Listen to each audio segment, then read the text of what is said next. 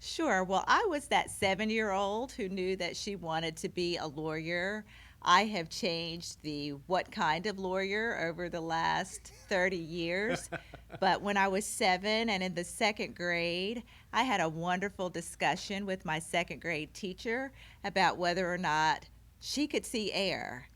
She said that air was clear Uh-huh. and that we could not see air. So we had a discussion and a debate, and she had the class to vote, and the class voted with me that they could actually see air. I actually said, well, the window is clear and you can see the window. And so over the years, I've been a hearing officer, judicial hearing officer, hearing cases. I have practiced in a small law firm. I have worked on Capitol Hill. I've, of course, taught law school, been a law school administrator, been a consultant. So I haven't actually done what I thought I would do at age 7, Uh-huh. but age 7 was when I knew that I wanted to be a lawyer. Was it the success with a jury of your peers that really drew you forward with it? You were like, hey, I have this power. I think then at 7 it was because I like to talk, and if I could convince other people to agree with me, then hey, I can do this for a living. The interesting thing was, though, it was the 70s, and girls did not aspire to be attorneys at that time. Uh-huh. And I remember my Girl Scout troop leader asking us what career we wanted. And I remember her husband was an attorney. Mm-hmm. And when I said that I wanted to be a lawyer, she said, you can be a court reporter, which was very interesting. And I paused and didn't quite understand then Uh-huh. what I now know in my adult world, which Yeah. was the female appropriate career for you is court reporter. And she said very kindly, and they get to be in the courtroom all of the time with the attorneys. So just an interesting tidbit, right? Does that coming from a a working perspective on actually educating and sending lawyers out into the world, then does that kind of help to feed the fire of, well, when I was at a point where I was aspiring for this for this profession, that I was told, well, here's how you fit in. Now you get to tell people fit in however you want to. Absolutely. And that's actually one of the reasons why I chose SIU School of Law. Mm-hmm. So when I decided that I wanted to do the law dean thing, I looked at various schools as the dean positions came on the market. Mm-hmm. And one of the reasons why I chose this region was because I felt like there was a need to educate attorneys to serve the population of students. That's why the legislature created the law school to begin with. Mm-hmm. I firmly believe that you can teach anybody, right, a particular subject, Mm-hmm. but you can't really teach someone to be from somewhere. And so, what we have to do is train people so that they're able to then communicate with those who are in their communities. And Mm-hmm. to me, that's the only way that you can have access to justice. And so, for me, that means the ability to train people who are first generation college students, the ability to train people who were not necessarily born with a silver spoon in their Mm-hmm. mouths. No one in their family are attorneys, so no really any person to tell them this is the roadmap of how you make it, what you need to do to be successful. Mm-hmm. And so that for me is the type of environment and community that I wanted to be in, where I actually felt like I could make a difference, not just in the legal academy, but really in the community and in the country in general. Oh, that is phenomenal. And that's where we're going to do the break-in for episode 67 of the WTF Carbondale podcast, where I imagine we're going to bring out a little bit of that idea of justice in this conversation, as we talk to interesting people about their interesting lives and tie it all back to this little old place we call home, Carbondale, Illinois. Camille Davidson, who is new to Carbondale physically, but in terms of the place that Carbondale is, maybe it's a place that you've kind of always been, coming from, as you were saying earlier, but before we jumped on and started recording, Oxford, Mississippi. Absolutely. I was born and raised in Oxford, Mississippi, which is a small college town. It's about 4 hours from Carbondale. I grew up as the child of educators. My mom taught high school for 42 years. My dad was a principal turned superintendent, and after he retired in Mississippi, decided to go to North Alabama to be a professor. So I was raised to value education. Hmm. I never, ever, ever thought that I would teach. I went to law school, right, to not be the educator, and then, of course, came full circle Hmm. and became a law professor. When I arrived for my interview in Carbondale, it reminded me a lot of home, Uh-huh. right? The university town, there's the small town population of folks, everybody knows your name, Hmm. and then there's the campus community, and then the need to intersect both of them. Hmm. When I was in high school, I spent a lot of time on the Ole Miss campus. Hmm. Lots of activities, lots of summer camps. I learned to swim at the campus pool, Yeah. right? I went to the campus gym, went to lots of activities, but did not end up going to college there, Hmm. but learned a lot from that environment. And now that I'm here in Carbondale, that's sort of the energy that I'd like to have with the law school and the Carbondale community. We sit on the campus of SIUC, but I don't want us to be just that lofty law school sitting at the back of the campus. I Yeah. want us to be integrated very well into the Carbondale, greater Carbondale community. So I've been out and about meeting high school principals and superintendents and various other community stakeholders, and that's been a lot of fun. And you speak their language, which I would imagine is so valuable to just understand, like when you walk into a room, simply by virtue of having been close to that in your household for so long, that you just get a feel for what educators, even though it's a different time now, that really the want for success of a student to not just be a student but to become a well-rounded person is still kind of the key focal point of why educators do what they do. Absolutely, absolutely. And you have to have a passion for it. And I think that's what we all agree on. And not only do I know the speak, but I have young children. So in my head, I think that keeps me young. Yeah. They may think otherwise, but I tend to think, oh, well, I have young children. So they help me continue to understand what's going on with their generation. And one thing that I do know for sure is that the way that we learned, the way that education was delivered to us has changed. And so we can't just keep doing it the way that it was done or the way we received it. We have to be innovative. We have to change as well and adjust and adapt to the population of students that we are now serving. I didn't realize that Oxford, Mississippi was only a 4-hour drive from Carbondale. And Old Miss is a decently sized university, right? I mean, It's about 13,000, give or Okay. take, or so. So it's not as big as some people think it is.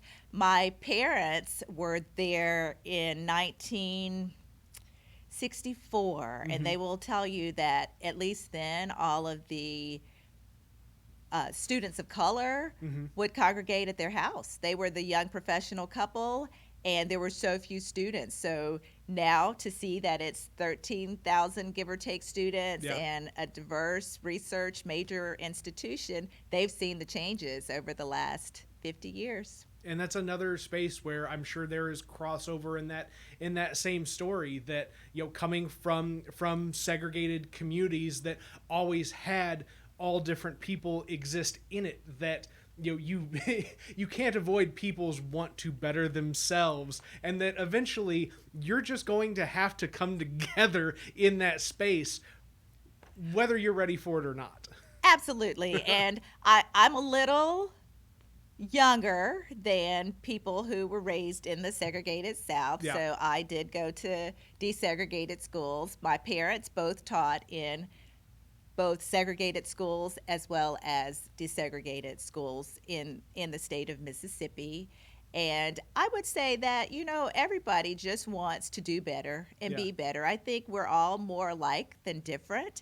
And once we tap into what brings us together, then we can all get on that same page and work for the greater good. And I think when we keep that greater good in focus, that's when we're all able to then shine, I think, as individuals, right? Because when the greater good prospers, then everybody along the way is coming along, and you do better when you know better is what I say. Well, and I like the greater good concept, how that ties back directly into if you're going to serve a greater good, you have to have a greater collection of folks in the mix doing that, and why educating in place for folks, because you can, like you said, you can teach the faculties of something, but you can't provide the context of a lived life in a space, in a place. I gotta gather my thoughts on where exactly I'm going. No, that's true. And I'll help you out a little bit, go. because that's why diversity, equity, and inclusion is so important, because all voices are then at the table. And if you don't have it when you're studying as a student, then it's very, very difficult to have it as an adult. Yeah. And I think that's why diverse classrooms are so important, because you get that voice. You get the voice of the person who's raised in the city, the voice of the person who was raised on a farm. You get the voice of the Latinx person, the black person, the white person, the straight person, the gay person, and everything in between. And I think that's what makes a rich culture. Yeah. A rich learning environment. And so we need that if we're going to take ourselves out of our discomfort into a space of being comfortable. We need to be able to interact with people who don't just affirm what we believe, but people who make us a little bit uncomfortable and stretch us a little bit. Yeah. That's what we need. Well, and this is I'm making assumptions about what your experience would be, but from an outsider's perspective of law, right? Having no context of what the overarching judicial system of America, where we produce laws and a court system enforces them, and that has always been gatekept by a very particular set of privileged folks in this country based on class, race, and gender. And what it is like now, as a generational shift occurs, where now the law system is now being approached by everybody, not just a particular set of folks. Sure. So really, it's been in the courtroom and out of the courtroom always, right?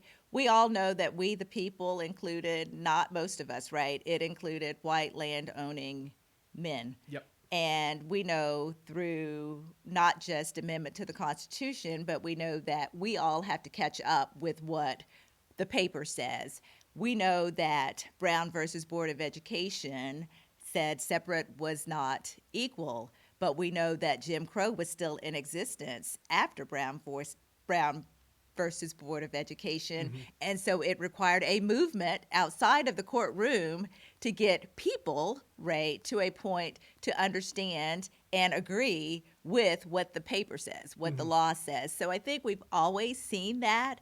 I think we are seeing it now, right? Last summer, we saw the Black Lives Matter movement after the George Floyd, and I think we're back to probably 50 years ago, right, where we see not just in the courtroom, but we see also individuals in the community discussing the issues as well and figuring out how it stretches beyond the courtroom, how we as individuals matter.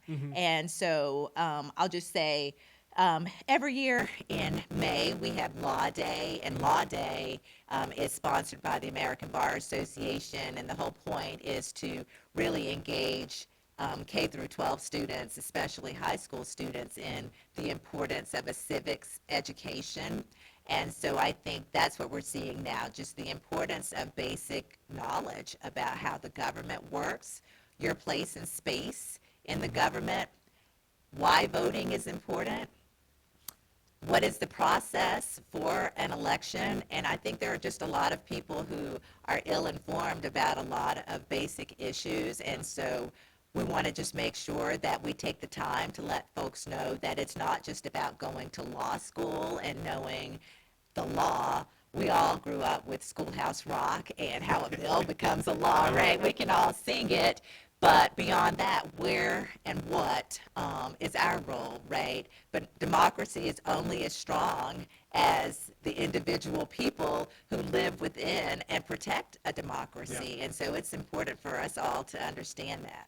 Well, and I appreciate the connection between, the ideals of the citizen being the origin of the policy in a democracy, right? If you go into an authoritarian state, right, that is coming from a centralized, top-down interest of the one, not interest of the all position. Whereas understanding that policy in a democratic republic like what we have is based off of what the people can organize around and move forward with. So I'm picking up the breadcrumbs as we travel the trail of this conversation of how really the engagement in the community ties into the actual functional efforts of lawyering. I guess, do you call it lawyering? I would say practicing law, Okay. and I would say and I would say yes, that is true, regardless of the area of law in which you practice. And I will give examples using myself. So my very first job was working for the Department of Education Office for Civil Rights, and that was looking at, for the most part, scholarships at public institutions. So that was my project, and that was the summer after my first year of law school. And I've never been what you would define as a civil rights attorney, but I believe that in each place and space that I've worked on issues that affect people along the way. So I worked on Capitol Hill for 6 years in the Office of Legislative Counsel for the U.S. House of Representatives, where I worked a lot on healthcare issues and actually helped work on what we all know now as HIPAA. Then it was the Kennedy-Kassebaum legislation, and so when it came from the Senate to the House side, I was in the Legislative Counsel's office working on that. My very first work assignment, I think, at the Legislative Counsel's office was to name National Airport, the Reagan National Airport. So that was my first assignment. My husband drugged me to Charlotte, North Carolina, kicking and screaming. So I was the trailing spouse, and I had to reinvent myself. So I had done a clerkship in D.C., and I had worked on Capitol Hill. So went to law school in D.C. and stayed for 10 years. So went to Georgetown. And so when I got to North Carolina, I needed to reinvent myself, so ended up doing health policy for the county, working on children's health issues as well as senior citizens' health issues and aging in place, and then went into private practice and ultimately taking what I did on Capitol Hill and as a consultant and began an elder law estate planning practice. And so did that, taught political science at Davidson College during lunchtime and in the mornings, and after that decided, hey, I can do this teaching thing, but I didn't have a PhD and I wasn't ready to go back to school. So I needed a law school. do you like the classroom? Are you one of those folks? There are folks that are like, I love the classroom, and there are folks that are just like, I love the practice, and folks that are kind of in between. I love young people. Okay. I love working with young people. I love watching them grow, getting them to where they need to be. I did not mind practice. I actually liked practicing estate planning. I loved it. I did a lot of estate planning as well as estate administration. And I liked that because I dealt with families and I got to know them. And there's always a story. There's a story, front story when you're preparing an estate plan, right? What's the family dynamic? Typically, everybody's not the same. So you get to hear about children. You get to feel the dynamics with respect to everything from who gets what to what about the pet. On the administration end, you see the conflict, right, a little bit from time to time, and being able to manage and deal with that conflict, I liked. I had a lot of elderly people when I was in practice, and I was often emotionally attached in ways that some people who practice law would say it's not healthy, but for me, I liked getting to know people and knowing them and knowing what worked for them. And when they passed away, it was very, very sad. And I understood that they were in their 90s and that's a part of life. But it certainly was a loss because I had gotten to know them very well over a period of time. And I think for me, as an estate planning attorney, good estate planning attorneys are nosy.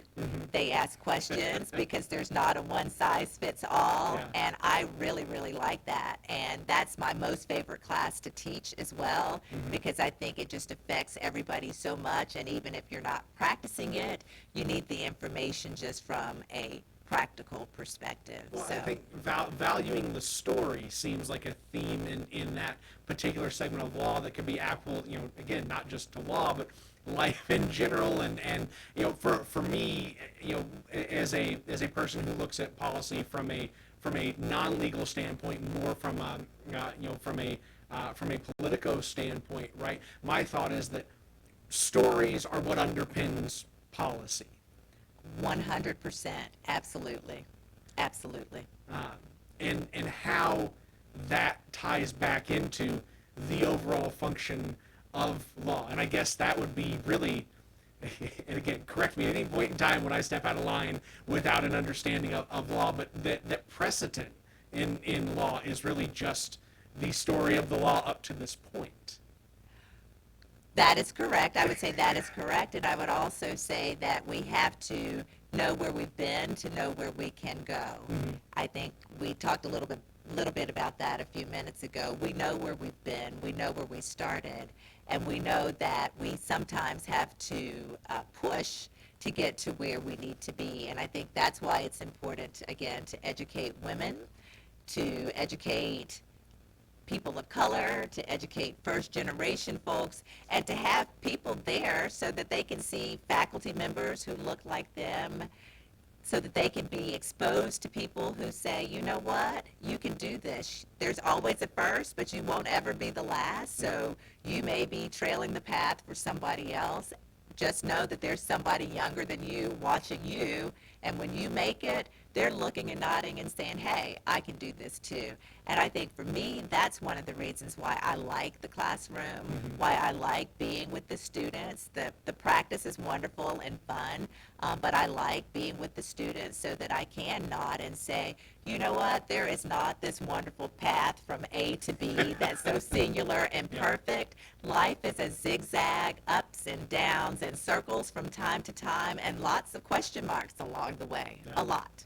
Are your kids starting to pick that up now in life? Sure. So I have a son and a daughter. My son graduated May 8th from Howard University, so he thinks he's an adult now. And so that's been fun to watch, right? To watch from 0 to 21. Yeah. And I think it went quickly. They think otherwise. My daughter just finished her freshman year at Howard. She was here in Carbondale first semester, and then she went to DC second semester, and now she's here for the summer. So watching them and watching how they pull apart information, they certainly challenge me. I will say we were in North Carolina last summer when George Floyd was murdered, and a lot of protests were taking place, and a lot of younger people were, of course, involved. And so they made sure that I was with them when we went uptown, and I thought it was important for them. They, of course, asked me, did you learn anything that you didn't know? My answer was no. My answer was, I knew, but I'm glad that you now know and understand things that I have tried to share with you, but now you are seeing and understanding them for yourself now. Yeah. And that was important for me. Yep. No, that experience and that exposure, that firsthand, experience. Exactly. Exactly. And it's every generation has to have their own for it to properly contextualize, Right. What the entirety of the story is. Exactly. And every generation has a story, right? And I think before last summer, before COVID, we thought that their generation wouldn't have a story, and now they have one that probably trumps out all of our stories at this point, for sure. Yeah. And For I mean, sure. It's the constant. It's the For constant. sure. For sure. The constant build. Ah, no. Absolutely, absolutely. Our narrative, my family narrative, is an interesting one. Uh-huh. My parents and my grandparents were listed in the Mississippi Sovereignty Report when it was public, in the late 90s, I think was when it was public. But anyway, in the 60s, in the late 50s and early 60s, the state uh, sanctioned and followed people, and so Wow. I had just graduated from law school, and people went missing, right? And so I had just graduated from law school, and one of my dad's former students wanted to interview him because the report was now public. And so we had a copy, and my dad and his brother were listed. They were in college, and so the expectation was at the time that college students may or may not have been in the report, but they were student members of the Student Nonviolence Coalition, and of course were encouraging people to vote, and so that's why they were targets. But what was more interesting was that my grandparents were also in the report, and they had been interviewed. Their neighbors had interviewed them. The government was interviewing their neighbors, and the reason was because they were black and they voted in the 60s, and that was of course suspect. And so knowing that part of my family and knowing that history also helps me with my own children and with the young people that I teach on a daily basis, because those are the narratives that I want to share with them and let them know that I understand where, as a country, we've been. We've come very, very far. We've come a long way in a short period of time. And I think people forget that we've come a long way in a very, very short period of time. And we sometimes get frustrated and say, oh, things aren't moving fast enough.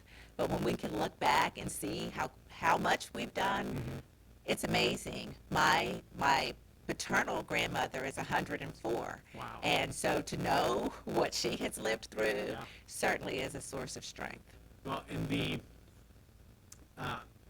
understanding for folks, young people that are entering into this now, and understanding that this is, while the components of the system are different because people have gotten into work and change it, that it is still the same system that has committed these acts over the course of decades and centuries, and to understand that you are part of this same component, making it better, brick by brick, replacing if I'm going with a construction metaphor, I guess. Right. And it only gets better if we want it to get better. Yeah. And it only gets better when we as individuals make the choice and take individual steps to make things a little bit better than we found them. Sometimes it's easier said than done, right? It's easier to look over and complain and say what somebody else is or is not doing. But when we take some personal ownership to it, that's where the real change comes about. Well, and it seems like you're in a position right now, coming into our particular school here at SIU, to really take ownership of what this program looks like for the next entire generation or two of students that come through, just because it seems like it's in a rebuilding state right now, with having retiring professors going out and looking at the possibility of who comes in next, and what really just, I would guess, the modern environment of practicing law and engaging in policy looks like for folks. Yeah, that wasn't really a good question.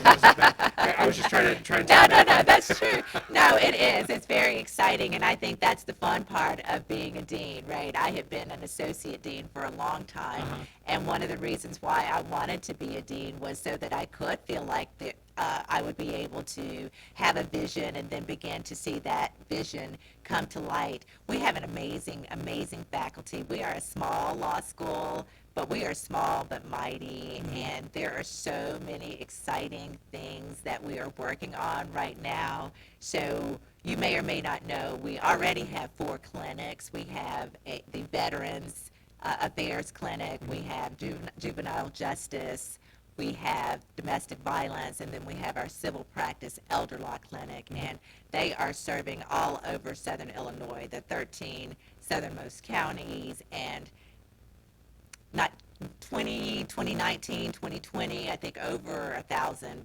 clients free pro bono legal services. So we are already doing some wonderful work. So we want to continue to showcase them, continue to be a part of the community and make a difference in the lives of people who cannot afford legal help.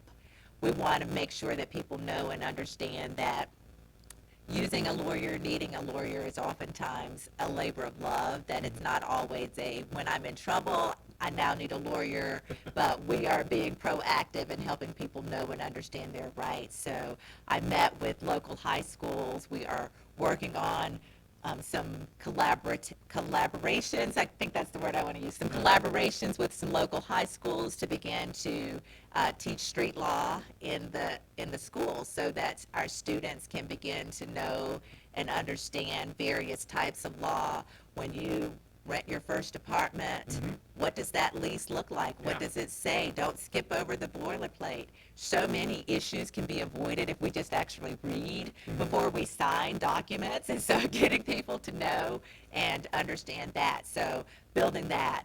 We are also looking at a law and technology center. We'd love to have that. Especially in this area, being able to connect with technology will allow us to serve way more people, and our students will have a skill that will be with them and make them very marketable in the legal community. We are also looking at diversity pipelines, looking at both a high school pipeline and a college pipeline, knowing that, again, the profession needs to be representative of the community. And so that means that when we walk through our community, we see all various shades of people, different sexual orientations of people, different sexual identities of people. And so we want to put in place pipeline programs to attract both faculty and students.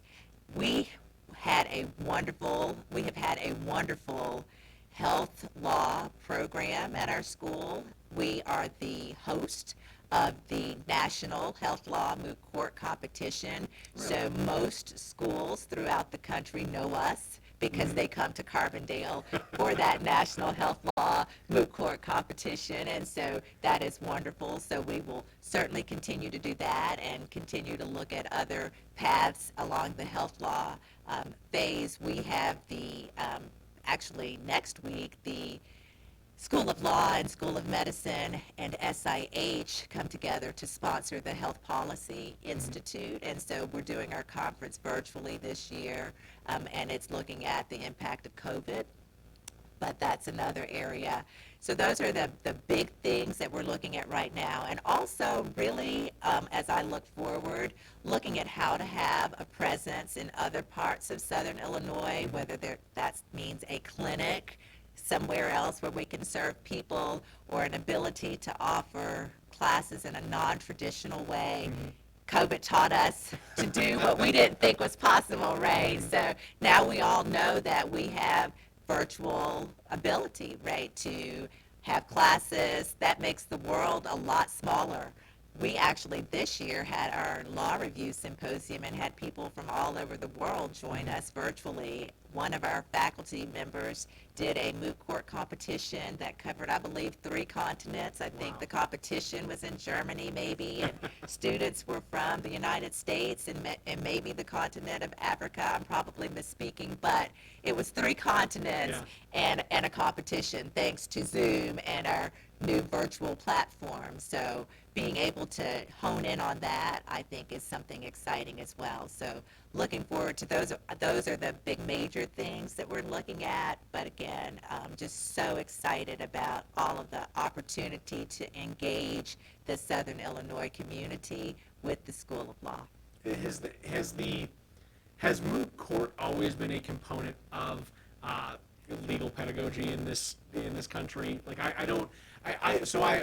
my context of moot court is participating in what was it called, Model Illinois Government. And the law students had their moot court stuff, and the people that were in political science got to do the arguing on the House floor, and the people that were accountancy types would run their own little budget meetings. And everybody got to do their own thing, and I just always thought that was real interesting how moot court kind of reflects the actualities of a live courtroom.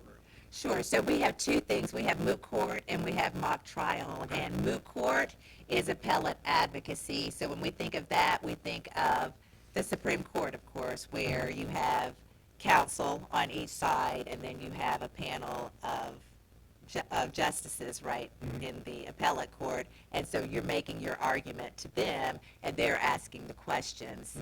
You may have a formal script that you won't get through because they have many questions to, of course, ask you in between each attorney. And moot court has been around for a long time. Mock trial is more recent, I would say. Mock trial is set up just like a trial courtroom with some people serving as the judges, some people serving as the witnesses, and then the attorneys. And so you actually go through the actual trial. And both are a component or co-curricular activities at most law schools now. Nice. I appreciate that context. For Absolutely. Folks that may not know fully on that. And I also, the types of clinics that you've talked about, being directly engaged with the Southern Illinois community really ties into just a lot of what is occurring kind of in the living environment that is Southern Illinois right now, and specifically Carbondale, Jackson County is this, and I always kind of sell Carbondale itself as kind of the living laboratory component to complement the classrooms at SIU, that you can sit in the classroom and learn components, but then to actually go out and experience this life with folks participating in your practice, participating in your craft, and applying it there. I mean, you said you had over 1,000 clients that you were able to engage with over the past year. Has that kind of I say laboratory. I don't mean it like but has that been kind of a welcomed feeling, like, yes, I can accomplish what I want to accomplish in this space because there are people willing to engage the resources that we want to offer? Absolutely.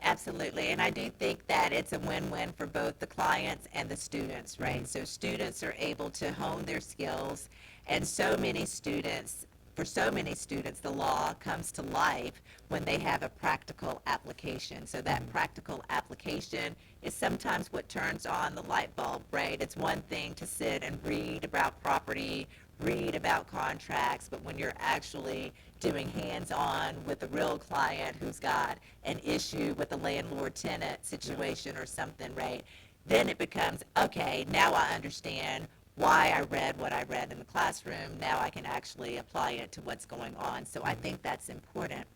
But also really important for us is that we were founded by the legislature almost 50 years ago in the public interest to serve the public good. So that is the sole reason, or one of the reasons why we even exist. And so for us, it's very important for us to train lawyers who are able to hit the ground running once they graduate and pass the bar exam. And so that means that we really, really are serious about mixing practice with theory. We want you to understand the theory, but we also want you to know and understand practice. And so that becomes really important, the hands-on clinical experience, the hands-on externships. People come and ask, well, can I get done? Can I do this in 2 years or 2.5 years? And the answer that I say is you don't want to. You want to stop. It's not a destination. It's a journey. And you need the journey because you need the ability to have that networking, that interaction with people in the bar, people in the community, to know this is what it takes to practice law. It's not just spitting out black letter law. There's emotional intelligence, if you will, that's necessary. And so when you're rushing through, you miss all of that along the way.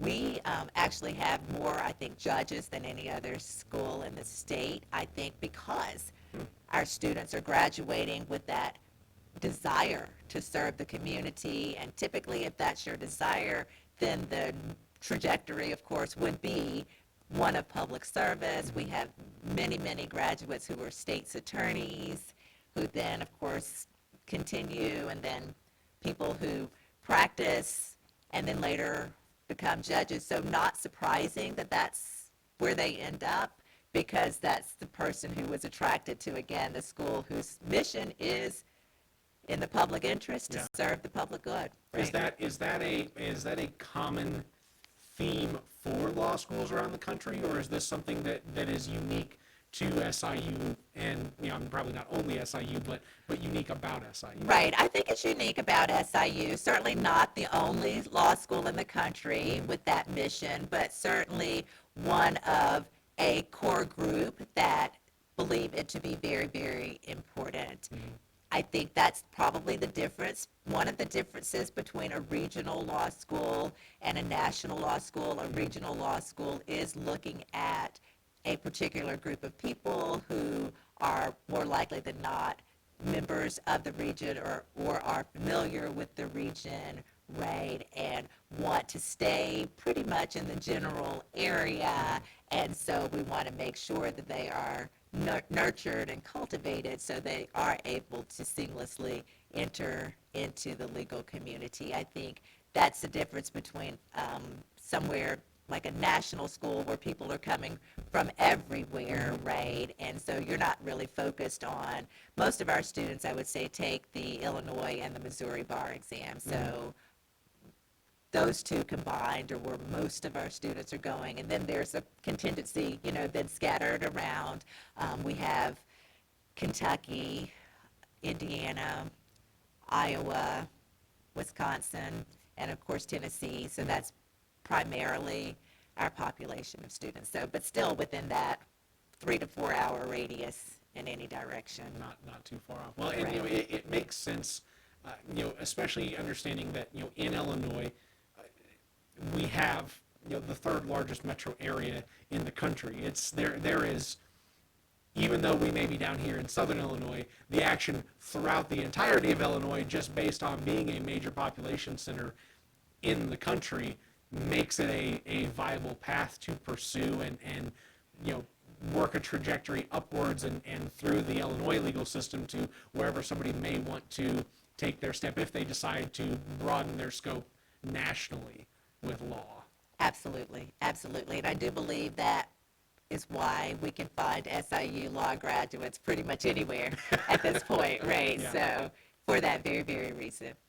What is it like for students to utilize the existing law school network to get themselves into the actual activity of practicing law? You look at folks and Harvard's like the prime example of, I went to Harvard Law and this is the network that I'm plugged into, and because of that it goes here. But it's just as applicable in a space like SIU, where that network is of value back to the student. It is, and we actually start the network at admissions, not before people arrive. So we have students who are interested in SIU, and they may say, I'm interested in practicing in X subject area, or I'm interested in living in X area. And at that point in time, our admissions director will hook them up with an alum who has either practiced in that area or done that particular type of law, so that they can actually have a conversation. So we've had prospective students say, wow, I'm really surprised that you're able to hook me up right now and give me the name of an individual who can talk to me. And that's the beauty of a small school, right? We have about 4,000, give or take a few hundred alums, but the community is very, very close-knit. So what I've started to do is go through sort of the rosters, right? I started with the inaugural class, so that's the class of 76, and have worked my way through 76 and 77, contacting people and doing Zoom calls, and now I'm actually asking for, can we meet in person? I'm a little bit over Zoom sessions now, but that's the beauty of that, because when I contact one, they'll connect me with somebody else, and they all have said, and I am willing to do ABC. So they come back and they serve as judges for our competitions. They're speakers, they're donors, they hire our students for externships. They hire our students for permanent jobs. So they are well connected, and I haven't gotten a no yet, so I don't have any wood to knock wood, but everybody has. I don't know if that's she's the new dean, so we're going to say yes because we want it to work, right? But I haven't had anyone say no at this point. So everyone has said to me, I want this to continue to be a great place. People are telling me the wonderful stories about their time in law school, and that's just been amazing to hear. The current Illinois State Bar Association president is an alum, so he's about to end his term, so we're going to celebrate him next week. And we have just alums everywhere, all over, and again, just excited and ready to help our students and ready to engage in any way that they can. So it's funny to me to hear you talk about, going back to the initial roster from the 70s and working your way up. It makes me think of a particular story. One of my business mentors, Steve, who owns Quattro's Pizza up the street here. There's a photo from like the early 80s, 82, 84, something like that, of just the whole restaurant staff hanging off the ceiling and just having fun for their Christmas party picture. And I'd sit down with Steve and gone through this photo a time or two before, and there's 2 or 3 people that he'll point out in the photo and be like, well, this person's a judge now, and this person's this lawyer, that person's a judge too. And it's like making that connection that, guess what, right? You're here and you're working retail, or you're pounding out pizzas, or you're selling cell phones, or whatever you're doing in your time now, working through school and these things, but that the story that's there with you is very similar to the story that was there 30 or 40 years ago with the people that preceded you in the same exact space. Absolutely. And I will say this, the alums are so excited to help and find a place and space in the law school that we actually created, one of the things I created this year, the dogs groups, the Dean's Advisory Working Groups, dogs. So I try sometimes, right? I love it. And so in various areas, because I was trying to figure out, well, I've got people who want to help, and I need some structure around it, right? Yeah. And so created the groups in various categories. So, and then I'm able to say, well, what would you like to do, right? Admissions, fundraising, judging, speaking in classrooms. What is it that you'd like to do, so that now we've got the working groups in place and people can sign up? Well, I'm sure they're just as happy to not have had, oh, you mean I can do something that's not just write a check? I can just give you my time? Well, I like the checks too. Absolutely. So you know what? Feel free to write a check anytime, any day. Yes, indeed. Is that another thing that comes natural to you in this? Have you kind of had the exposure to the fundraising and the development aspects that also help you be a good fit for a dean position? You know what's so funny is, as an estate planning attorney, I was always called upon by various organizations to give the talk, right? To talk about how and why you should donate to places that you love, whether it's your school, a church, an organization. So very, very comfortable with that. But this is the first time that I've actually had to go out and figure out how to cultivate individual donors, and also looking at things like grants, how to find companies that will donate to schools and for what purposes. So that's definitely been a learning curve for me, without a doubt. I am comfortable connecting with people. The asking for money is not natural. I don't know very many people that is natural for. No. So I'm certainly comfortable with meeting people and having wonderful conversations with people and hearing stories, and hoping that they eventually lead to some long-term commitment in some sort of way. We have historically had some wonderful donors, though.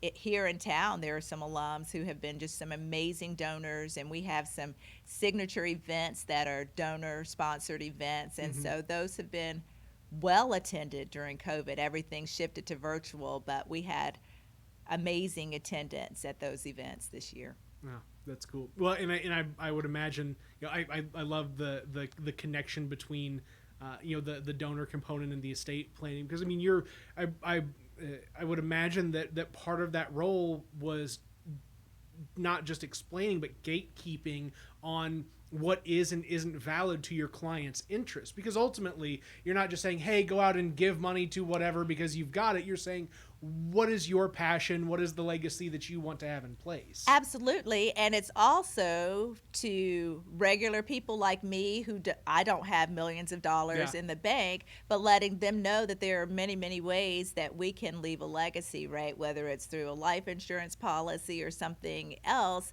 that there are ways for us to leave a legacy when we are not sitting with millions of dollars, right?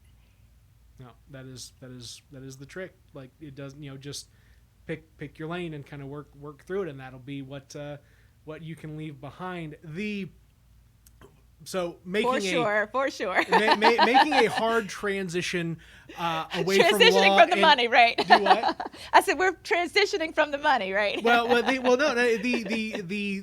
thought in my head on that one then became a laughable component around legacy, because our introduction at the chamber event here a couple months back, and talking about the group in WTF Carbondale, and I was kind of taken aback when you were like, "Oh, I've spent a little time in the group, and my students told me to just relax a little bit on the participation there." But that was interesting to me, just how the digital spaces that I work to curate really do have kind of an outreach to anybody that's coming in town at any level of participation in the greater Carbondale community as a whole. I think that's very, very true. And I think that we really, really need to be deliberate about using social media, digital platforms when we advertise to students, when we market ourselves, as we brand ourselves, because our students are on social media and digital platforms every day. I don't even know whether or not they actually listen to traditional news anymore. Yeah. So they are getting what they know from those digital platforms. And so, again, we talked a little bit earlier about meeting people where they are, but that's a situation where we have to meet people where they are. Now, for me personally, I probably am on digital platforms more than I should be. I probably need a code name when I'm commenting on WTF, right? I probably do need a code name other than my own, so that people don't say, hey, the dean commented. But it is what it is. I certainly do believe in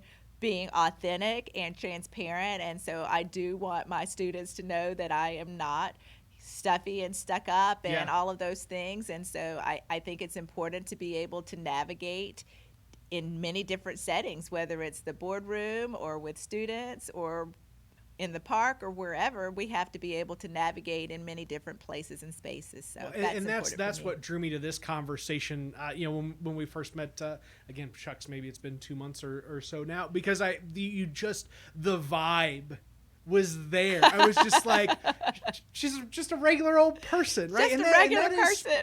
That is spread throughout the entirety of SIU. John Politz, who is a dean over library services, was episode like 17 or 18 of the podcast, something like that. Very authentic, just regular old approachable person. Terry Clark, who is the dean over the business school. Exactly. He's my neighbor. I've known Terry since they moved to town when I would have been in 5th grade. I was the same age as his son, John. Just a very authentic person. Absolutely. And he's got some cool stories, doesn't he? For sure.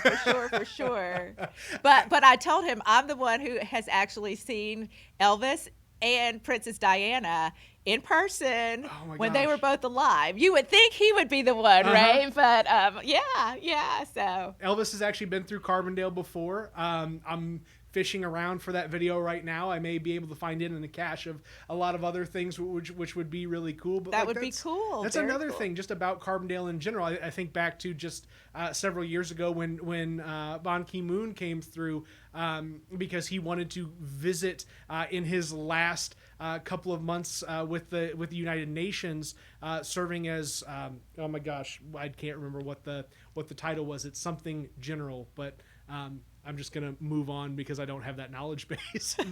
But he was like, I wanted to visit a school that felt like it was tied to the land of Lincoln, that was this place that represents America on this larger than life, international scale, that when you think about America, that one of the components that you may think about is Abraham Lincoln in Illinois. And so he thought, I'm going to go to little old SIU to get that experience. And it's like, all right, cool. Very, very cool. And the university has an amazing history, right? Yeah. From the very beginning. So very cool to read about it. Yep. No, and I just keep, that's another part of these conversations and some of the guests that I'm able to pick up is folks that really share that institutional knowledge of what the past 100 years has looked like, or really since about the mid 1940s has looked like, with the development of the school from this very, very rudimentary teaching school to the robust interdisciplinary organization that it is now, and just what that has put us at the crossroads of in so many different ways for so many different people. Right, there aren't a whole lot of places that in rural America, I should say, that people like John F. Kennedy and Barack Obama and Donald Trump have all been through at some point in time in their lives. Right. I was quickly informed that Barack Obama had used the bathroom in the dean suite, right? So that's true. That's true. You're right. You're exactly right. It's amazing. It is amazing. Everybody that's in kind of politics and has been in politics in Southern Illinois for at least 20 plus years, everybody's got their Barack Obama story. Right. There are some people that have made it into books, whether they've been directly quoted or not. Professor Simon, is mentioned in the new book. Right. So. I've got Sheila on my list of folks. Professor Simon. Sorry, I'll keep titles on this conversation. I'm really bad about titles. I'm really good about just like common names. I am too. I'm very bad about titles, for sure. I always feel bad when I'm like, I'm talking to someone who's like, should I be saying doctor right now and every time that I address them, or should it just be so and so? Exactly. But my parents named me Camille, so I answer to it every time. Absolutely. Oh, that's phenomenal. But no, I've talked to her about being part of a broader Paul Simon piece that I'll do with the Institute at some point, hopefully in the coming months as things come together. And it's just how this is very real in little old Southern Illinois.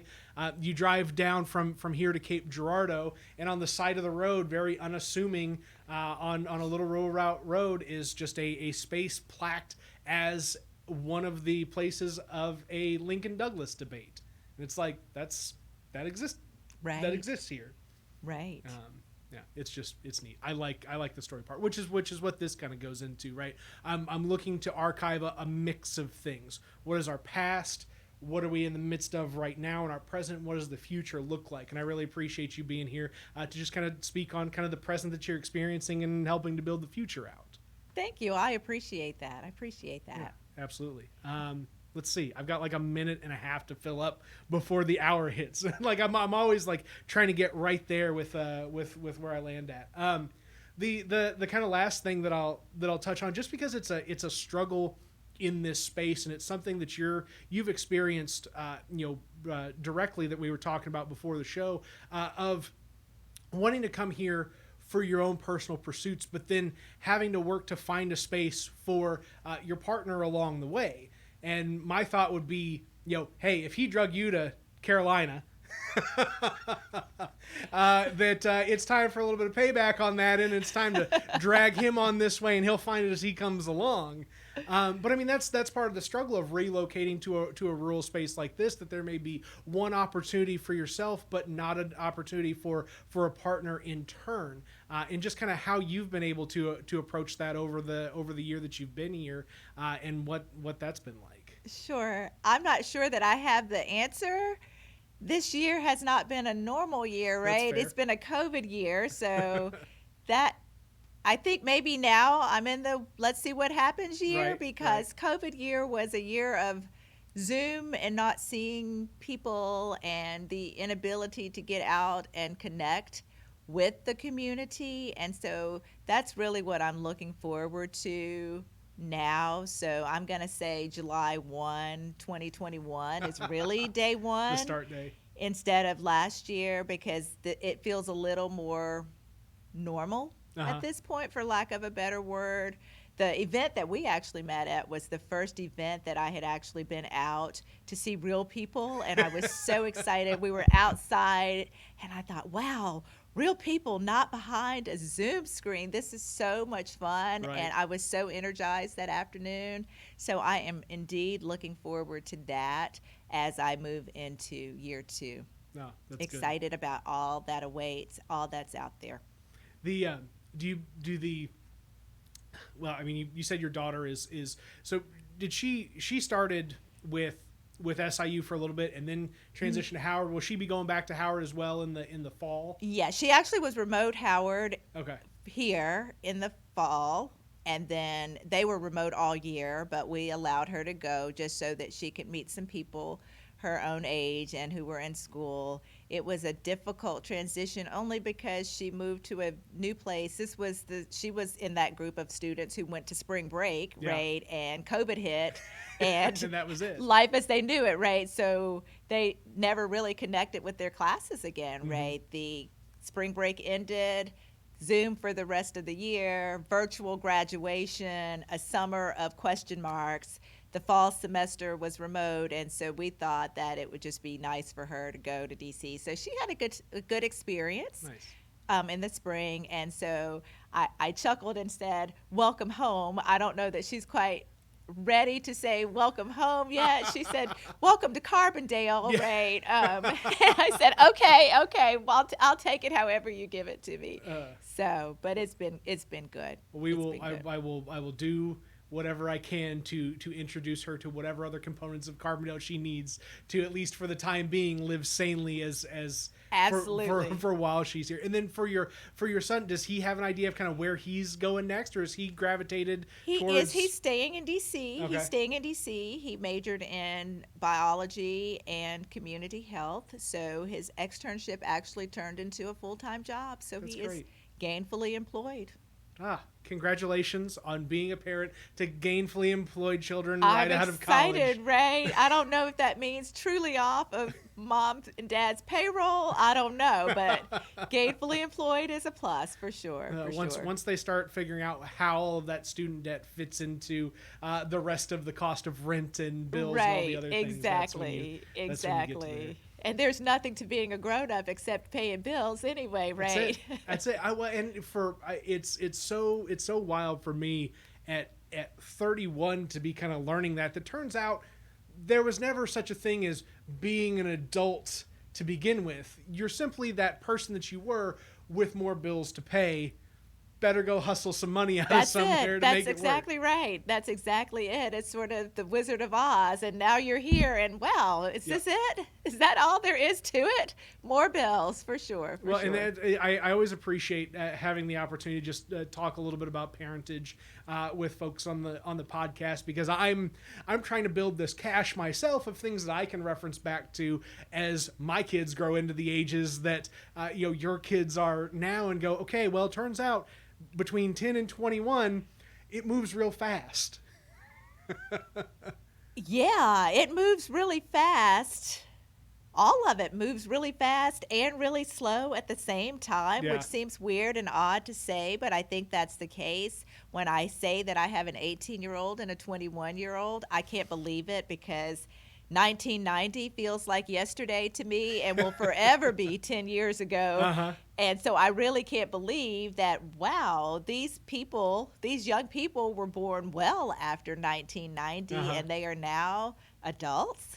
That just amazes me and surprises me because I think I'm relatively young, Right. and I guess I'm not. And so I'm not sure that I'm ready to realize that I'm as old as the calendar says that I am. Well, But I mean, for sure. when you surround yourself on a regular basis with people who still have a youthful exuberance about them, that you just yourself carry that youthful exuberance into the conversation just the same, and you're able to build onto that character both sides of where you're at and where your students are at just the same.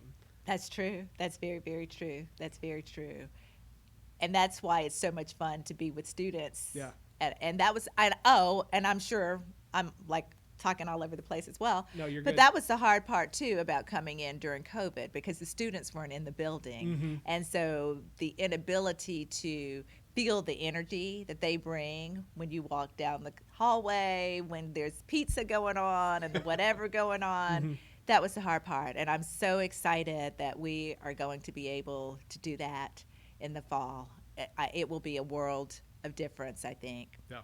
Yep. No, I'm excited for you. I'm excited for it, and I hope that this little podcast, while it may not make the world of difference stand alone, commits as one piece to the world of difference that we're building here and now in little old Carbondale. Episode 67.